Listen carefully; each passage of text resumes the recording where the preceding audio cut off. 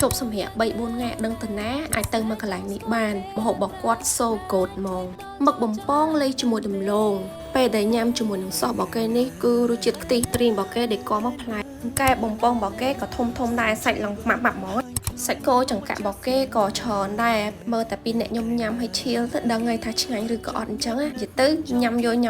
មងនិយាយទៅ enjoy ជាមួយនឹង view នឹងផងអីផងនិយាយទៅឡើងមានក្តីសុខហ្មងសៀននេះលេងជាមួយផ្លែឈើគឺល្អហ្មងសម្រាប់អ្នកអត់សូវចេះផឹក view នៅក្នុង town មើលទៅឡើងឃើញទាំងអស់លេងហ្មងបើ inside ក៏ so good បុគ្គលិកនៅនឹងរស់រាយនៅកន្លែងហ្នឹងក៏មាន band ឲ្យយើងមើលដែរ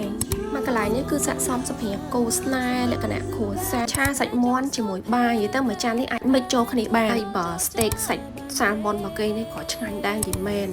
ស្ប៉ាហ្គាទីនេះក៏ជាតិទៀតនិយាយទៅមួយម៉ាត់ណាក៏ឆ្ងាញ់ដែរសណ្ដែកដីក្រែមហើយវីដេអូខ្ញុំមានតែប៉ុណ្្នឹងទេ Bye see you next video